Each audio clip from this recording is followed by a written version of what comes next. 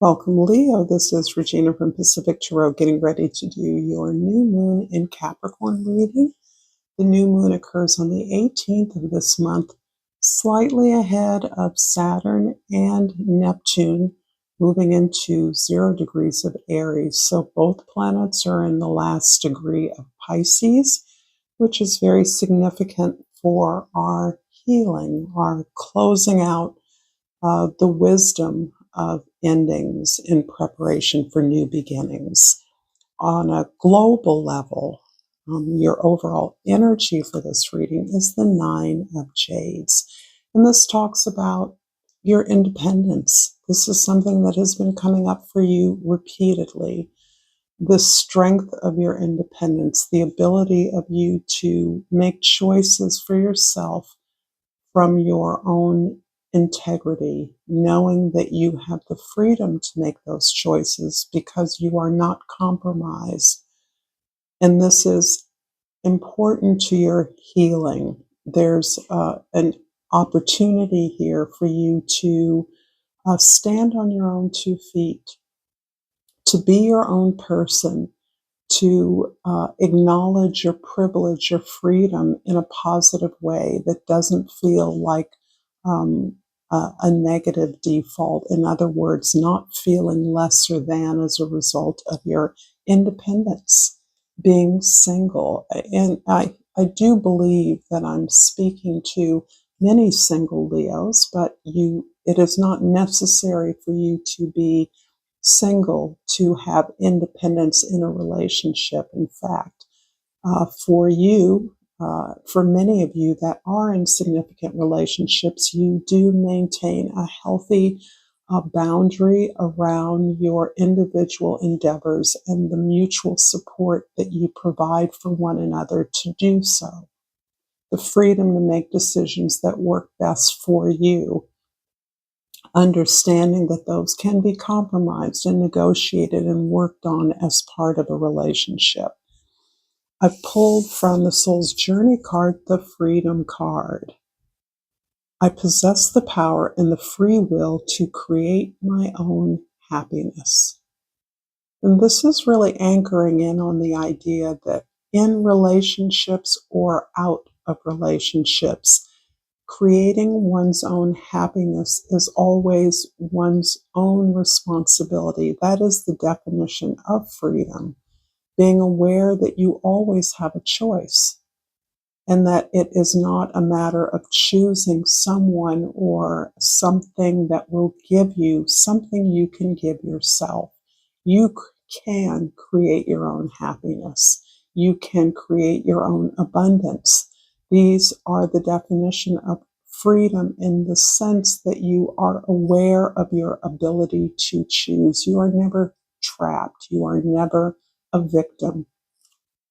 And from the Egyptian sacred animals to oracle cards, I have the Benu Heron, and I'm going to read from the oracle, the guidebook, about this particular card. And the key words are rebirth and light. The elegant Benu Heron is a very positive figure associated with the sun god Ra. In ancient Egypt symbolism, the sun represents life and creation. The light emanating from the heron is spiritual light, the search for elevation and connection with the divine that illuminates and prepares you to experience great positive moments. Its appearance heralds the end of a dark period and the dawn of a new phase in your life.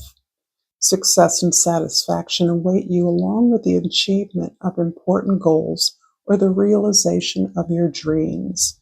Its energy gives you inner strength and self-confidence, joy, happiness, and vitality. It's interesting that the new moon in Capricorn is highlighting the area of your life that centers around your well-being.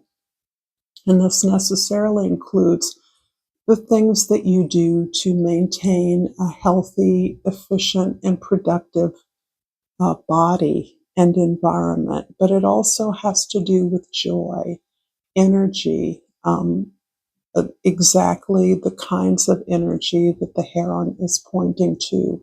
If you are not happy in your space of service, of well-being, then it is time to cultivate that.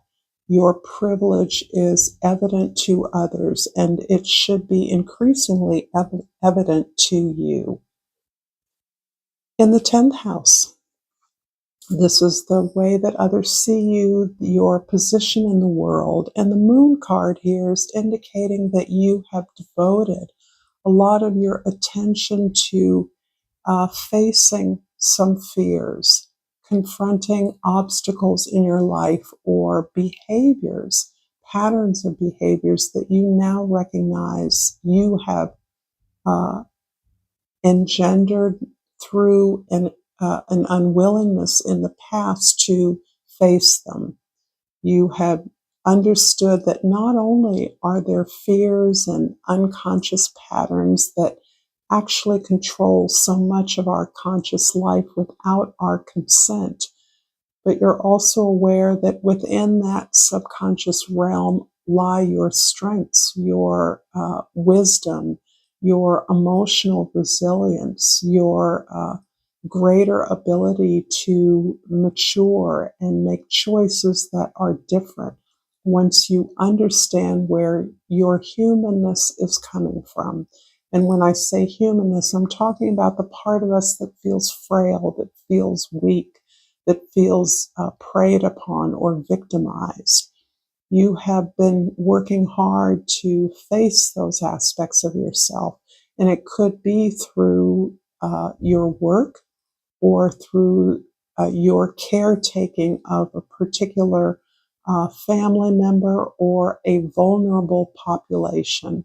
So you may be doing work that helps those that are the least served in our communities. But this is giving you a vantage about the privilege that you've enjoyed, the opportunities you've chosen, and the consequence of many of those. In the first house, the 9 of staffs, another 9. So 9s are about closing out old cycles. And the 9 of staffs here indicates to me that you have been working really hard at facing your demons, at putting yourself into effort wholeheartedly to be successful, to find the path or the vein of gold for you. It feels as though you have worked really hard to be successful at something in particular. What that is, you would know best. For some of you, this is a professional or an employment practice that your success feels as though it has eluded you, but you have not given up. And I do think you have intuitively understood that the challenge has really been within you. And so facing that down, not giving up, being consistent, no matter how damaged, weary, or exhausted you are from the continual and perseverance that you exhibit here. In the 4th house of your home, your family, your soul, there's a condition that you are leaving behind. There's something that you have recognized that you are not an authentic part of. You have witnessed, tried to make a contribution to an improvement in a situation that feels domestically based. This may not be directly in your home, but it's about your foundation, and it has an impact on your domestic life.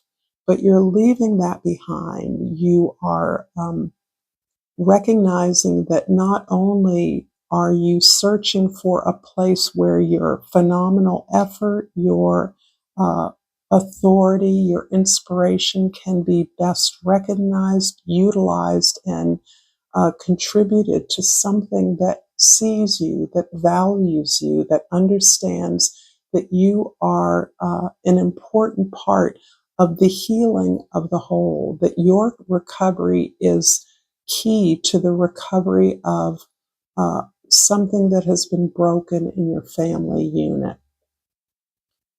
You are on the road to recovery, and this suggests that you have been really involved in the recovery of others, perhaps in your family, in a way that is now bearing fruit on the direction that is best for you.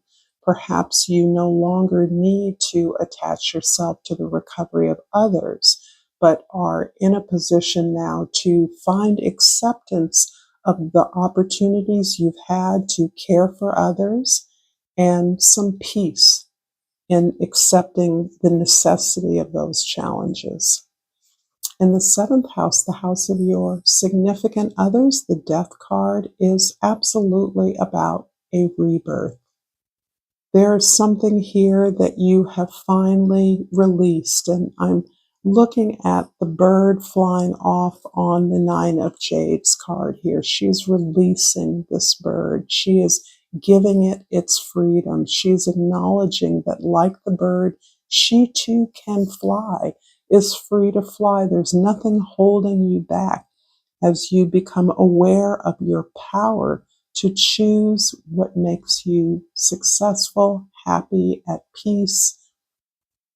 And that has prepared you now for this rebirth, this opportunity to clear the slate and occupy that space with those opportunities, those life conditions that make you feel inspired, that make you happy, that see you, that recognize you, and allow you to exercise your gifts. Leo, if this is resonating for you, please like this video and subscribe to my channel, Pacific Tarot.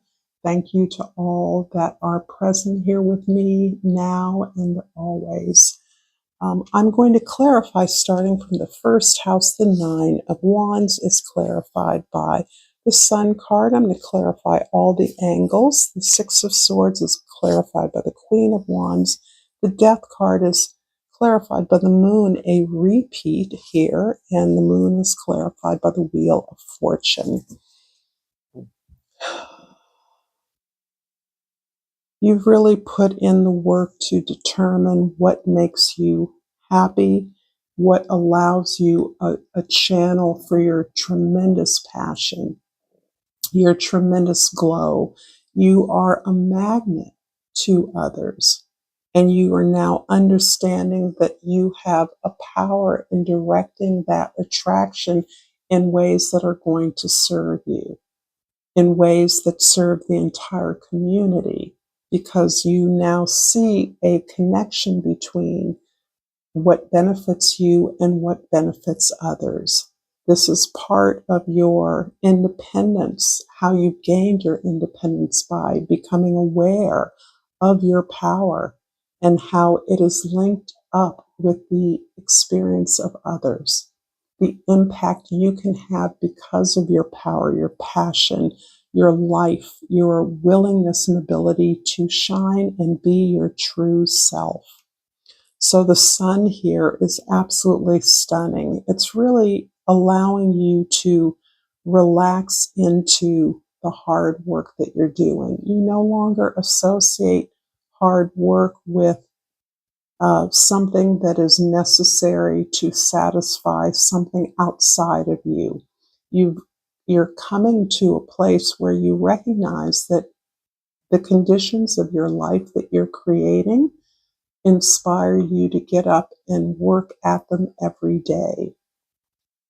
It no longer is about work, it's about effort for you. And this effort has become authentic to the world that you're creating, the choices you're making, that they allow you the freedom to shine, to give, to be generous.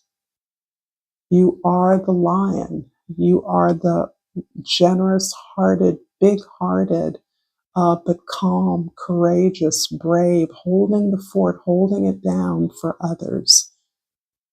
And this ability to gain the attention and the vision of others is deeply satisfying to you. The Queen of Wands in the fourth house is precisely that, knowing that you are inspired to create the life of your dreams. And in doing that, you are recognizing you have to prioritize what you need first and foremost.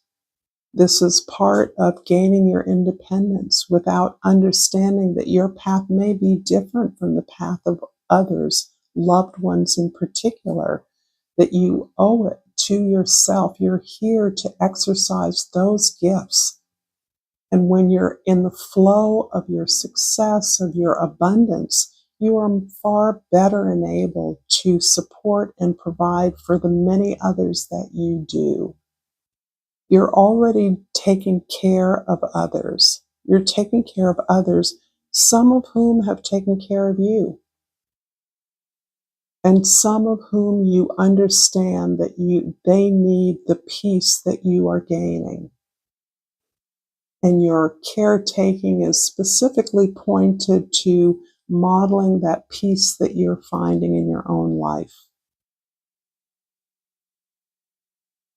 In the seventh house, the house of significant others, the moon is clarifying the death card. So this is really going back to this idea that your strongest relationships appear to be not only with your spirit, soul, tribe, however you define that, ancestors, even inspirational historical figures, cultural figures, that you are finding in the past, in your own past, the strength, the talent that has been buried underneath guilt and shame. Sometimes that guilt is the guilt of being successful, of being beautiful, of being smart, of being capable. Sometimes that guilt is around having a parent when perhaps other siblings do not. There's all kinds of ways that we don't want to bypass our loved ones who are often suffering or who have been abused or exploited. So as you find the ways in which you have understood that experience deeply and chosen something else that helps to free not only you from your fears, but others who look to you for the care, the joy that you always bring. And it's giving them a kind of permission to move forward. In the 10th house of your social position, where you are in the world, your attention to those fears, to those secrets, your exploration of perhaps family secrets, things you understand about others that you've had to safeguard, you've had to protect as a form of caretaking, you're being released from that. And in part, you're being released because others now understand how much that secrecy, that those hidden behaviors, those addictive behaviors, perhaps, are compromising your happiness, your well-being. The need to rush in and help someone on an ongoing basis as the result of some kind of addictive behavior is compromising your life in a way that others are beginning to understand and see. It's not helping you, it's burdening you. And truly, those you care for would be sorrowful to understand that this is the impact that they are having on your life. I think you're too dutiful to make that abundantly clear. I think you give out of your heart because that's who you are. But these others who you in many ways rescue, and I'm sure for those of you that are doing the shadow work, if you want to call it that, understand the cycles of codependency. And you have put in the work, you have consistently honored your own needs, at least in as far as your need to talk about it with others, with someone else, someone removed, is bearing fruit. You're starting to understand that these challenges are actually opportunities. And that is how you are slowly separating yourself from the karma of others through your independence. I'm going to finish up this reading with a crystal oracle. And I hope that this has been insightful to you. I'm attracted to this malachite, and the key word is healing. I am a healing machine manifesting miracles. You are a miracle in the life of many, particularly some very important loved ones. You are beyond their imagination of infinite love, support, and caring. Thank you so much, Leo, for this reading. Until next time, namaste.